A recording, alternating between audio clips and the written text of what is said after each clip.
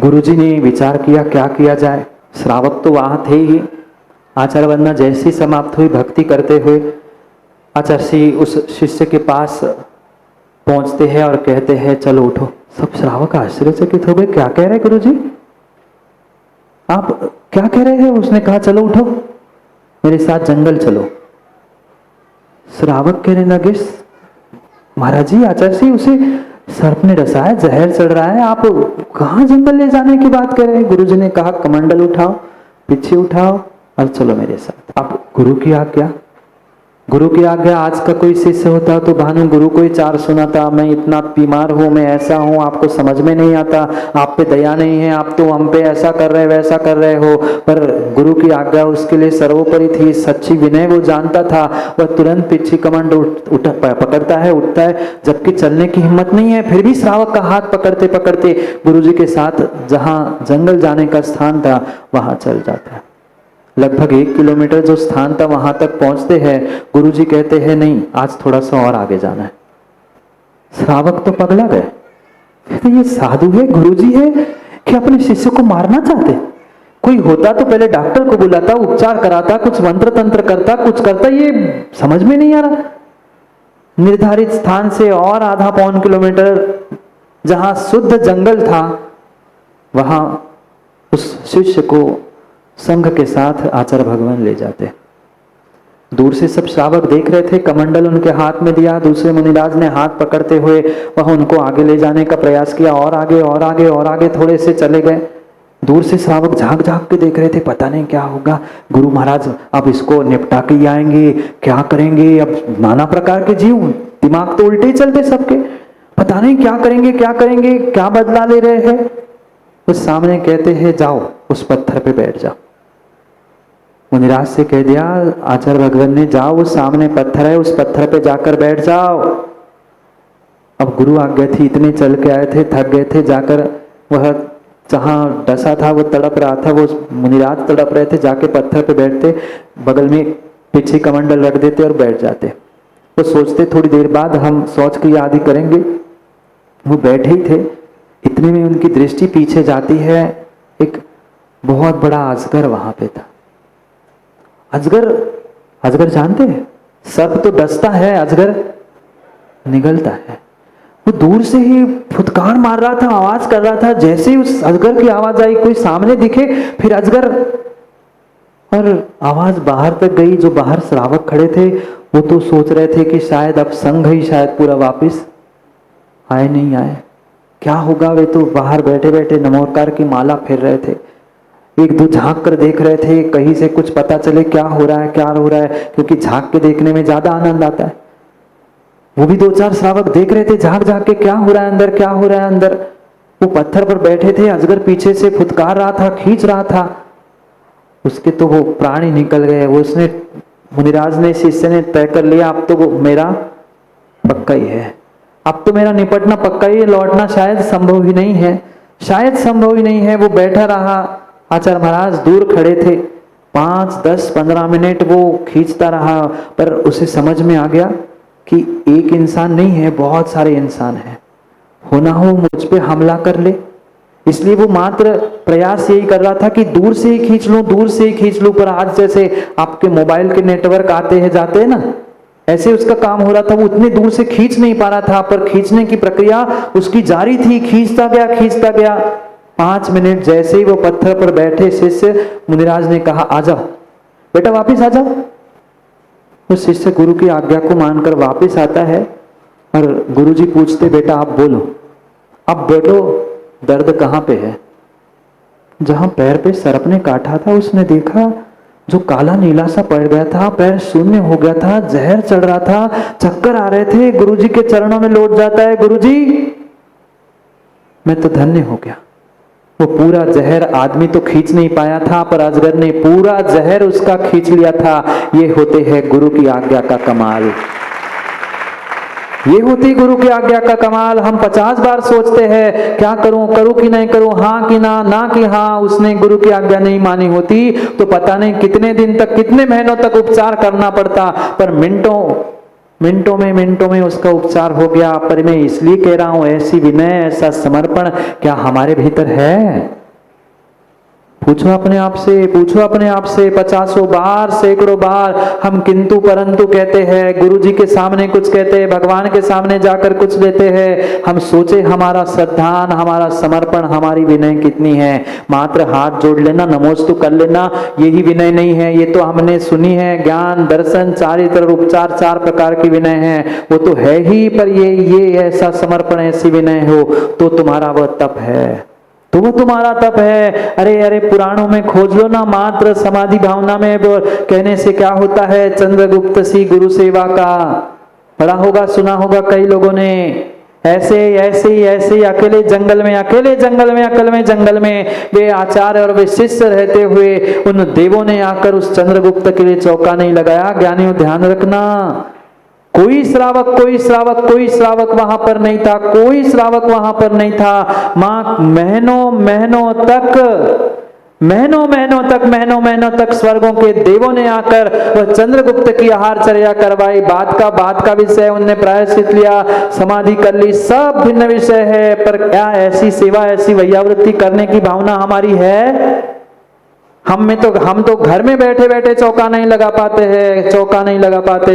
नीरज जी सोचो, विचार कर लो, ये बहुत सारे जो व्यवस्थापक चौके में आए हैं, शायद वे आकर व्यवस्था ना बनते ना, तो तुम्हारे यहाँ तो मात्र 2-4 नौकरों से ही मुनिराज को आहार करके अपना पेट भरना पड़ता।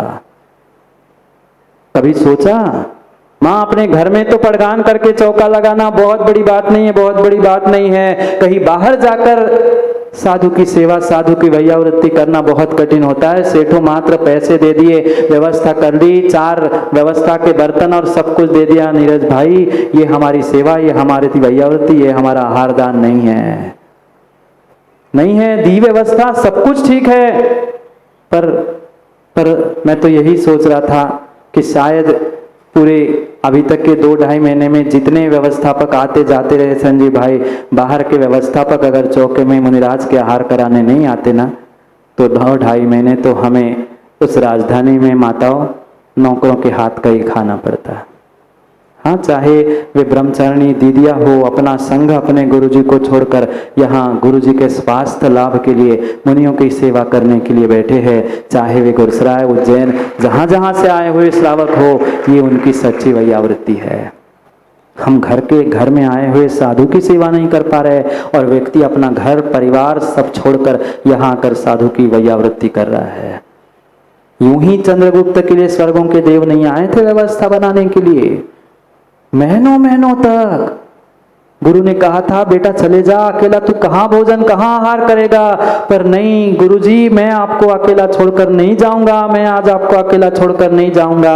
आज का भक्त कहता है, गुरुजी आप अकेले हो सो रह आओ, हम अपने पापा को दुकान में अकेला छोड़कर नहीं आ सकते, आप आपका जानो, आप अपनी व्यवस्था कर लो। कितना श्रद्धान, कितनी समर्पण और कितना तप हमारे भीतर है, कितना तप हमारे भीतर है।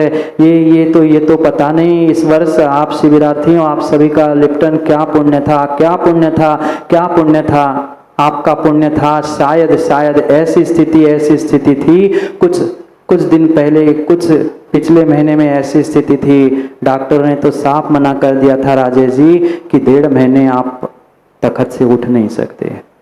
1.5 महीने आप तख्त से उठ नहीं सकते, ऐसी स्थिति थी। डॉक्टर ने उस 7 अगस्त को कह दिया था कि महाराज आपको 1-1.5 महीना तो पलंग से, तख्त से नीचे उतरना ही नहीं है, कंप्लीट बेड रेस्ट। पर आपके पुण्य पता नहीं, आप इतने 250-300 शिविरार्थी का पुण्य था, शिविर में आके कुछ आपको समझना था।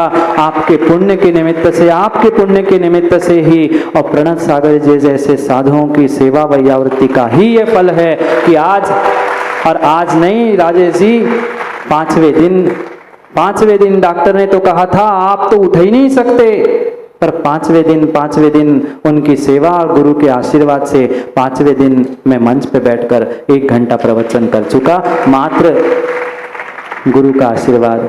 और ये जितने सेवा करने वाले बाहर से आए थे, और संघ में प्रणत सागर जी की सेवा तो आप देखते ही हो, उनकी वैयावृत्ति, उनकी सेवा। हमारी क्या, संघ में एक आराध्य सागर मुनिराज थे जो अनशन तप मतलब सिहनिष्क्रीडित व्रत कर रहे थे, उनकी भी ऐसी सेवा उन्होंने की है, क्योंकि उनको पता है निस्दिन वैया व्रत करैया सो नीचे निज नीर तरैया। ये पक्का है विनायका जी, जो सच्चे भावों से साधु की सेवा करता है, क्या मिल रहा है आपको? क्या मिल रहा है आपको? मात्र गुरु के आहार निर्विघ्न हो जाए, गुरु की सेवा, गुरु का सेवा करने का मात्र उद्देश्य लेकर घर और शिखरी छोड़कर यहाँ बैठे हो, मात्र गुरु की सेवा वैयावृत्ति, ऐसी वैयावृत्ति कर लो। लखनऊ के भी 2-4 युवाओं ने ऐसी दिन रात जागे जी वैयावृत्ति की। सुबह 4 बजे से लेकर रात में 11 बजे तक उनकी सेवा और प्रणत सागर जी की सेवा का ही ये फल आपके पुण्य में फलीभूत हो रहा है कि आज ये समय सारो स्वारसक शिविर हो रहा है। नहीं तो शायद पता नहीं आप कहीं और होते और हम भी कहीं और होते। इसलिए शिविरार्थियों, जीवन में कुछ कर पाओ नहीं कर पाओ, पर साधु सेवा वैयावृत्ति करने का पुरुषार्थ करो। माताओं, मैंने उस दिन भी बताया था, जरूरी नहीं है हाथ पैर गला पकड़ने से, शरीर दबाने से वैयावृत्ति होती है।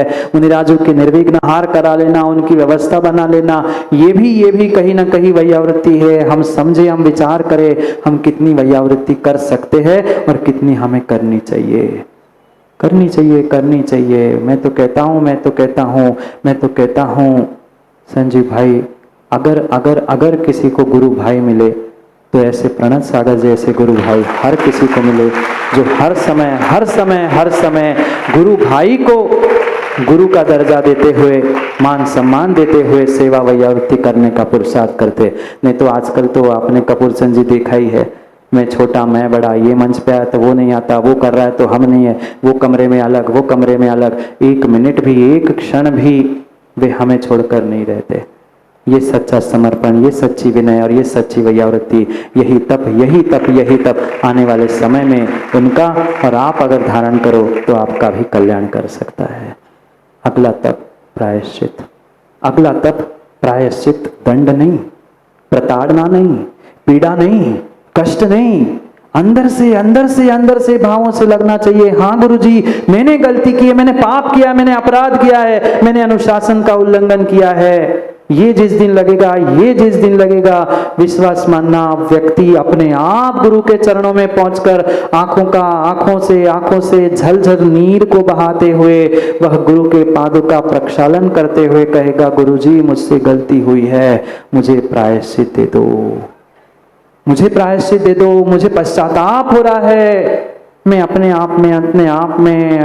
आप में इन पापों को करते हुए दुखी हूँ। मेरे दुख और मेरे कष्ट आप दूर करे। प्रायश्चित नाम का तप है, ये अंतरंग तप है। पंचम काल में एक बहुत बड़े पर्वत, बहुत बड़े युवाओं चट्टान को सर पे उठा लेना बहुत आसान है, पर अपने किए हुए पापों को गुरु के सामने बालकवत कह देना बहुत कठिन है और बिना प्रायश्चित के, बिना पश्चाताप के कभी आपका जीवन कभी सफल हो ही नहीं सकता। इसीलिए कल उस सफलता के गुर में हम प्रायश्चित का पहला भेद प्रतिक्रमण करने जा रहे हैं। प्रायश्चित का पहला ही भेद आचार्यों ने प्रतिक्रमण कहा। आलोचना, प्रतिक्रमण, तदुभय, और आलोचना के साथ साथ हम कल अद्भुत प्रतिक्रमण को प्राप्त करेंगे और सफलता को प्राप्त करने का पुरुषार्थ करेंगे। क्योंकि अगर मन में किंचित भी किसी प्रकार की ग्लानि है, किंचित भी किसी प्रकार की गांठ बैठी है किए गए पापों को लेकर, तो कभी सफलता हो नहीं सकती, कभी सफलता नहीं मिल सकती। इसलिए शिविरार्थियों तैयार रहना, और शिविरार्थियों नहीं, जितने श्रावक है, संभव है, कल रविवार है, छुट्टियां है, प्रयास करो अपने आप को स्वच्छ करने का उस प्रतिक्रमण रूपी प्रायश्चित तप से। नहीं कर पाए 10 दिन कोई बात नहीं है, एक दिन भी कर लो, 10 दिन नहीं, पूरे जीवन नहीं, कई भवों का पापों का प्रक्षालन होने की संभावना है। 10 प्रकार के प्रायश्चित कहे हैं, उसमें से पहला आलोचना, दूसरा प्रतिक्रमण, तीसरा तदुभय। भेद तो बहुत है, प्रभेद तो बहुत है, पर समय उतना नहीं बचा। समय उतना नहीं बचा है। साधु भी, गुरु भी प्रायश्चित सामने वाले शिष्य को, भक्त को, आलोचना करने वाले को प्रायश्चित इस प्रकार से देता है कि वो टूटे भी ना और काम भी हो जाए, वो बिखरे भी ना पर श्रद्धा से पुनः स्थापित हो जाए। अगर नियम टूटे हो, अगर पाप किए हो ज्ञानियों, ऐसा हो ही नहीं सकता।